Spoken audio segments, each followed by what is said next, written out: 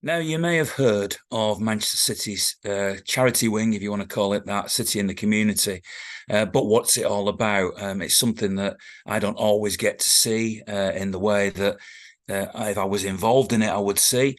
So we've brought in a gentleman who basically is the head of partnerships and fundraising, who can tell us all about it. Now, what I do know about City in the Community was that it started in the 1980s. And we all know that Alex Williams, a former City goalkeeper, was right there at the beginning of it all when it was based over the shop at Main Road. And it has been transformed and regenerated and supported by all the owners, particularly the new owners, to get it to where it is today. But what does it do? So let's find out. I'm going to introduce you now to my guest, Sam Dainty. Sam, thanks very much for joining us. Tell us a little bit, about football in the community and City in the Community, CiTC. Everybody's heard those initials. Yeah. What does it mean? What do you do? And thanks for chatting to me.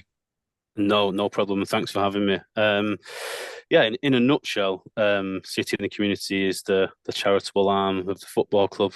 As you mentioned, doing a lot of work for a long period of time since the Alex Williams days in the 80s. It's grown and grown from that point to not only working in East Manchester, but also across Greater Manchester, ultimately empowering lives through football. And really focusing on a number of things, particularly physical and mental health. Making sure that the brand of Manchester City, but also City in the Community, is a real strong one around Manchester, and that we really help particularly young people, but also people of the older generation, but specifically where we really try and focus on young people, on inspiring them using the sort of power of football, the power of the badge, which is now obviously a worldwide global brand, which is sort of best in class, really. So in terms of the work that we do, we're quite a big team of over 100 members of staff, working, as I mentioned, within all areas of Greater Manchester, but focusing on the City region more so. We work with participants from the age of 1 year old, with our early years provision, up to sort of young men and ladies in their 80s, with our walking football and reminiscence programs as well. So we and everything else in between. We have three pillars of work, which is the way we like to focus our work. So we've got a healthy people pillar, which focuses on developing that physical and mental health, healthy communities, which is around outreach and working with various communities around the area to provide opportunity, usually the evening and weekends type work. And then Healthy Futures, which is more around our education and then sort of employability and careers focus as well.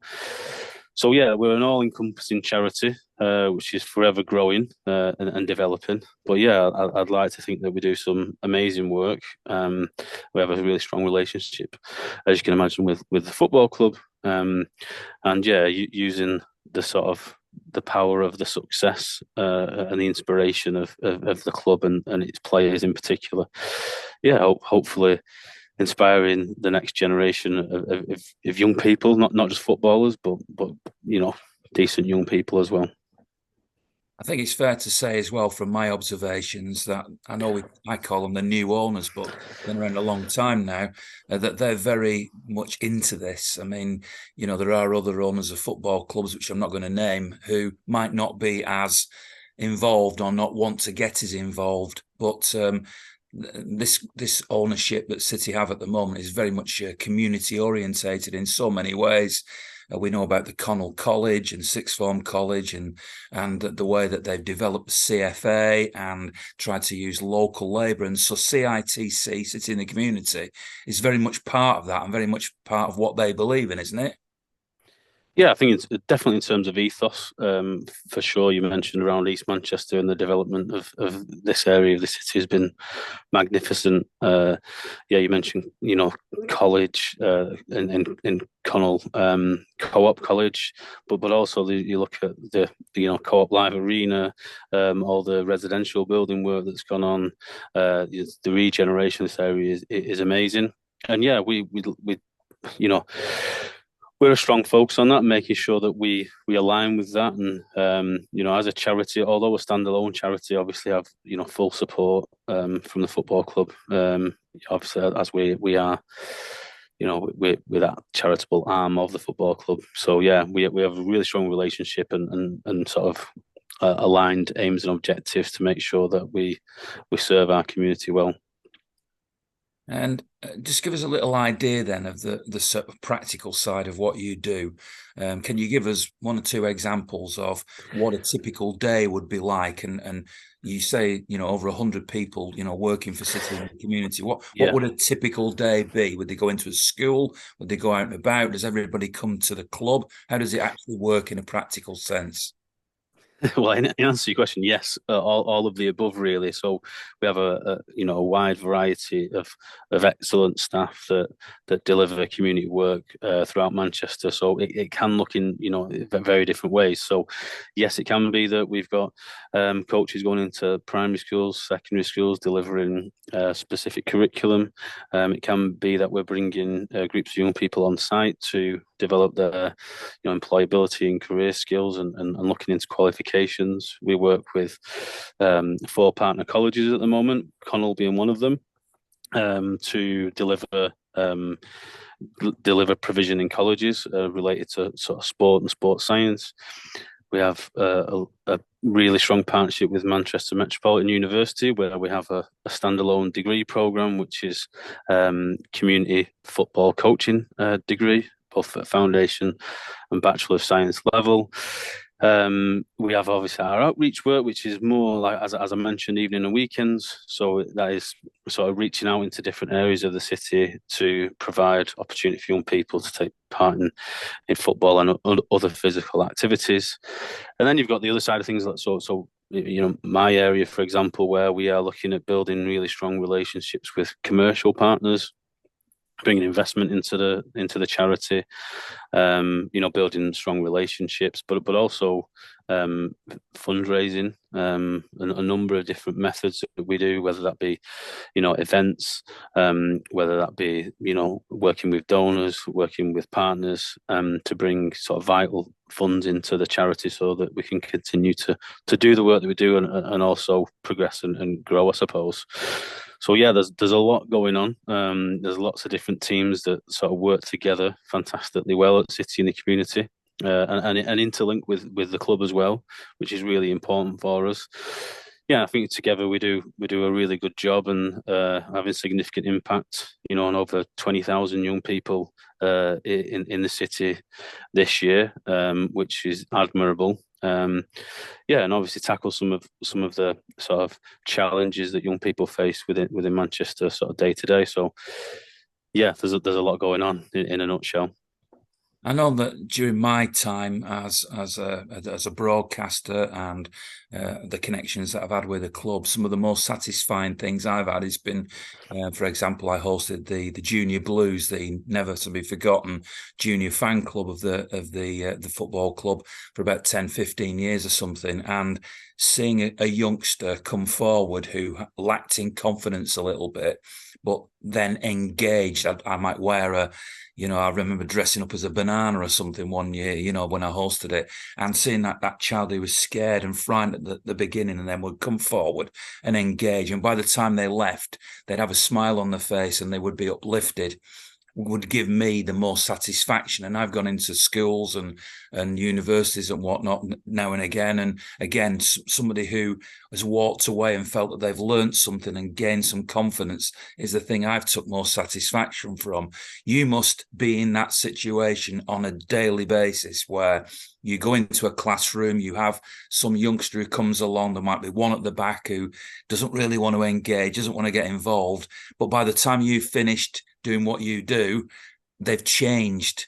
Is that the most satisfaction that you get from doing what you do in your team? I mean, that's why we do what we do, right? To be able to see that change, that development, as I say, overcome those challenges that young people may have in various different ways. But absolutely, the case studies and the stories that we see of young people coming in with, with personal challenges, with difficulties, and as you mentioned, around sort of self-confidence, self-efficacy, those type of things, in believing in themselves. So from coming in with a low level of that to leaving or being supported in gaining, a real positive mindset, a more sort of positive outlook on their future, then that is why we're here. And to be honest, I don't see it as something nice that we do. I see it as something that we should do. This football club is has community roots from its inception. It's what we should be doing. We have a responsibility to use the real positive nature of what's happening here at Manchester City to be able to share that within the community and uplift the people of Manchester, and yeah, so seeing that day in day out, week in week out is wonderful, and it's the reason why the majority of the people that sit in the community do what they do. It's a very thankful task when you see young people develop and you've had some part to play in that. I've read as well in the past that players like, I know he's gone now, but Ilkay Gundogan would go out and do something where he would go into a community project, and this is the great advantage that footballers have because they're so high profile and so well known that just walking into a room and talking to somebody and inspiring them has such a profound effect, doesn't it? Again, you must have had you must have been in that situation where you've witnessed that happen, and that can't be a better feeling, can it? Yeah, I mean, they are the inspiration, aren't they? The footballers, so to get high profile footballers, which do get quite regularly, to engage with some of our programs on different levels is amazing. And I'm guessing that sometimes that even in a way you sort of want to publicize it, but at the same time just doing it is actually as crucial as anything, even if nobody knows about it, isn't it? Yeah, of course. We've had people on site, for example, doing different programs, and a player's walked past the window or something just as simple as that. The buzz that gets. But when a player actually engages in a player appearance, and like I say, we have quite a few of those over the year, that the long lasting, and that's important for us, the long lasting impact that will have on those young people is extraordinary. They'll never forget that for the rest of their lives. They might forget what they did in the lesson beginning of the day, but they're not going to forget meeting, Ruben Diaz or Jack Grealish or whoever that might be. So yeah, it's a really important part. And although that, as you mentioned, is the showcase element, what underpins all the work. It's the nice element of young people seeing that, but also obviously there's a lot of work that goes on behind the scenes to underpin the curriculum and the programs for those. So it's great that the players engage in that. We long for that to continue. And really, embedding them into what we do as well, and continue to build those relationships. But yeah, you're right. It's a wonderful opportunity for young people to see, and I don't probably think the players maybe realize what significant impact they have because they're just lads at the end of the day. Yeah, but yeah, it's wonderful to see for sure. Two of the things I suppose that we're very aware of at the moment is the austerity, if you like, that people are they're dealing with, and I'm sure you go into schools, for example, and into areas of the community where money is not something that they're overflowing with. And also, we're in a society today where we're a lot more aware of diversity and supporting every member of society, whatever their background, whatever their religion, whatever their gender, or anything like that. And I think the club embrace, or the city and the community and the club completely embraces that in what you do, don't they? Yes, absolutely, and you're right to mention that particularly in recent years, it's become more and more and more apparent, particularly from a financial perspective, economically. So yeah, it's something that we're passionate about. It's really important for us that end users of our services, you know they don't have to pay.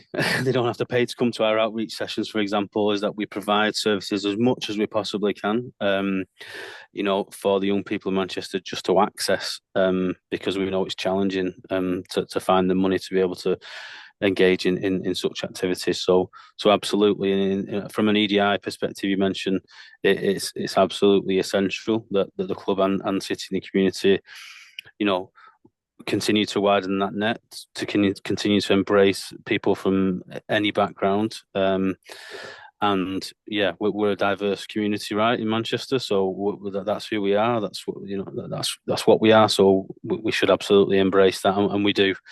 So yeah, there is a keen focus on us to make everything that we do, whether that be a program, whether that be an event, as inclusive as we possibly can, to engage as many people as you can.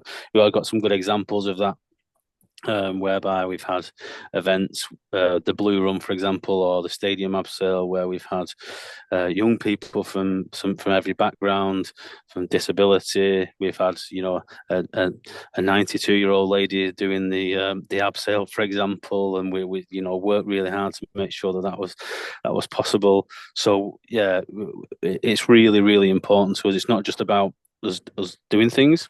It's about us doing things right, and appealing to all of our community, not just sections of it. How is city and the community funded then? Yeah, it's a challenge. It's a challenge. So we're funded by a number of different routes, but really we're funded by organisations such as the Premier League Charitable Fund, commercial partnerships, grant funding, a lot of fundraising. So yeah, we are a standalone charity, and it's important to mention that we do, although we are part of Manchester City as a huge organisation, we are a department that really wants to stand on our own 2 feet with the support and the significant support of the football club. But it's important for us to go out and source revenue from areas that we possibly can. So yeah, we have some wonderful partnerships through club commercial partners, for example, the likes of Nissan and Puma and those type of organisations, which is really good to have them on board and their support. But we also have a lot of events, fundraising opportunities, whether that be online auctions. I'm sure you saw the online auction of the Champions League final shirts and the FA Cup final shirts that we had, which we're very proud to have had City in the Community a logo on the back of those shirts, which was amazing. And although we weren't the first, it's really interesting to see a lot of other clubs doing that now. So that's nice. We're sort of trailblazing a little bit there. But yeah, we also have other opportunities. For example, we've just launched the City in the Community prize draw, which is reaching out to everybody in the Manchester City family to engage in a prize draw, which is £5 a month per ticket at the moment, and we have some prizes that are for our top prize is £2,500, and then we have some other elements of sort of some signed shirts and club experiences and things like that. But although it's a prize draw and the prizes are involved, we do like to see it as an opportunity to donate. Yeah, if people want to donate £5 a month, and there is a potential that they might win something, then great. We're very much focused on that. We want to, make sure people have the opportunity to donate at any type of level, whether that be, a hospitality client, or whether that be general fans like you and I. It's possible for us to support City in the community, from every angle, really. Well, tell us the practical information of how do people do that then? Yeah, I mean, hopefully fans will have seen it. The match day recently, we're all over the jumbo screens and all over the match day assets, which was great. It's also been pushed out across social and across the web. But yeah, if you want to go to the City Community section of the website, and yeah, you'll be able to find the prize draw link there where you can go and sign up.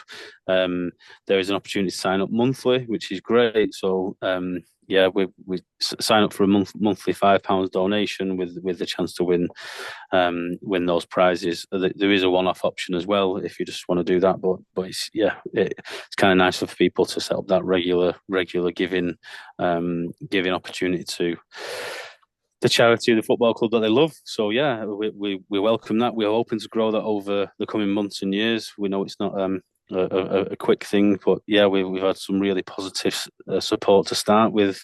Lots of people getting involved, lots of people engaged. So long may that continue. And we'll be continuing to sort of market that and advertise that across fans, so they can get involved and hopefully see the positive impact that it makes. The more successful that it is, the more successful we can be as a charity and do more work, more impactful work, and yeah, have a positive change in Manchester, which is the ultimate goal, really. I've been lucky enough to see some of the great work that you do. So well done to you and your team.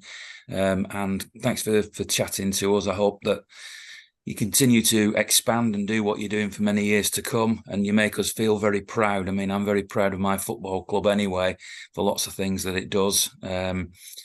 So this is just one of those big things. How you'll ever replace Alex Williams at the top of the pyramid, I have no idea. Well, good luck with that as well. And thanks for chatting to us. No problem. Really appreciate it. Thanks for your time.